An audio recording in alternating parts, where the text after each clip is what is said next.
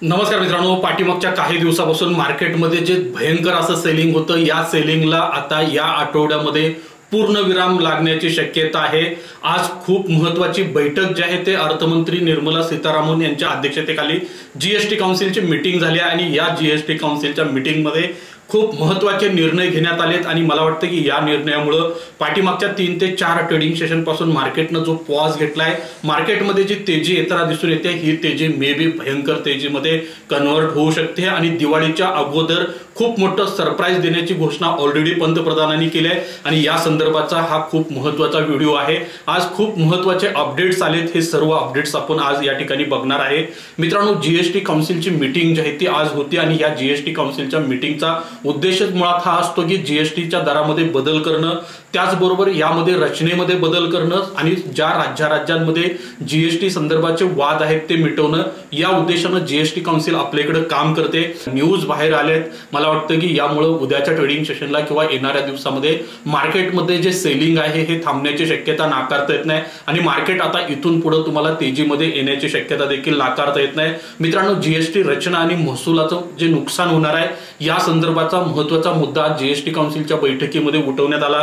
त्यामध्ये कर्नाटक असेल, पंजाब असेल, पश्चिम बंगाल असेल यांनी केंद्राला महसुलामध्ये नुकसान होईल याची माहिती दिलेली आहे आणि त्याचबरोबर या नुकसानाची मागणी देखील या राज्यांनी केंद्राकडे केलेली दिसून येते।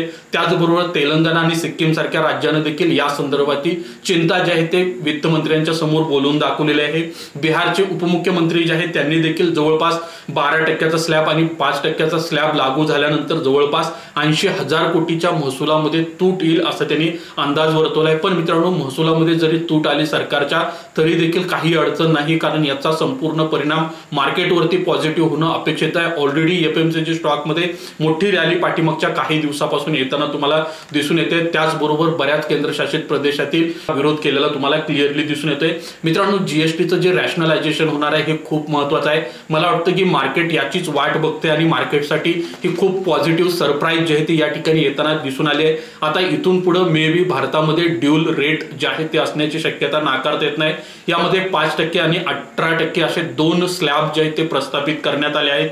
12%च्या स्लॅब मधील बऱ्यापैकी वस्तू आपल्याला 5%च्या स्लॅब मध्ये येणं अपेक्षित आहे। त्याचबरोबर 28% स्लॅब ज्या वस्तूंवरती होता, सेवांवरती होता, त्याचा सर्व स्लॅब आता 18% मध्ये येणं अपेक्षित आहे।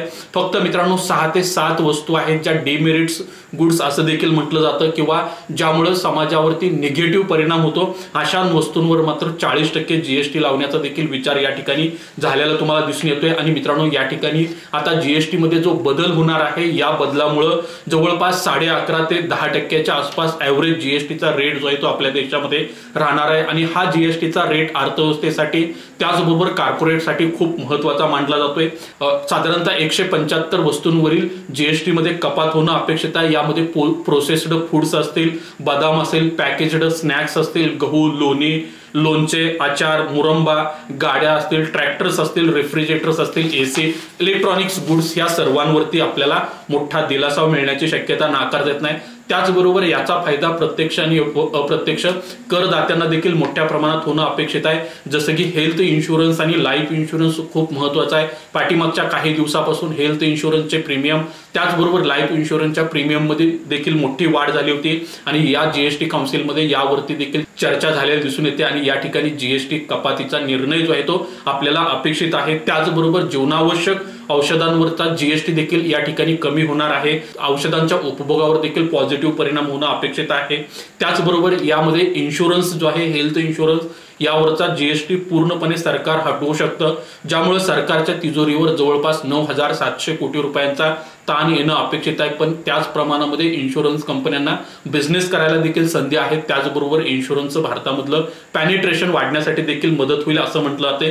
त्याचबरोबर या जीएसटी काउन्सिलमध्ये महत्त्वाचा निर्णय जो होता तो म्हणजे उद्योगांना दिलासा देणं, टेक्सटाईल असेल, फार्मा असेल, त्याचबरोबर केमिकल फर्टिलायझर उद्योगातील अडकलेले 7 दिवसात मंजूर होणार आहेत अशी न्यूज आहे। ईव्ही उद्योगामध्ये मोठा बदल होणं अपेक्षित आहे। आता 20 लाखाच्या पुढच्या ज्या लक्झरियस गाड्या आहेत यावरती ईव्ही कर जो आहे तो 5% वरून 18% करण्याचा प्रस्ताव जो आहे तो देण्यात आलेला आहे। यामुळे टेस्ला असेल, BMW असेल, मर्सिडीज बेंझ असेल, टाटा, महिंद्रा यासारख्या स्टॉकवरती मे बी ह्याचा निगेटिव्ह परिणाम होण्याची शक्यता नाकारता येत नाही, कारण बऱ्याच ईव्हीच्या कार ज्या आलेल्या आहेत याची किंमत जी आहे ते ॲव्हरेजली लक्झरियस ब्रँडचा जर विचार केला तर ती 20 लाखापेक्षा अधिक आहे। या ठिकाणी थोडा निगेटिव्ह इम्पॅक्ट होण्याची शक्यता नाकारता येत नाही, पण बाकीच्या लो सेगमेंट मधल्या कार्स आहेत यावरती मात्र खूप मोठा डिस्काउंट जो आहे तो येणं आपल्याला अपेक्षित आहे।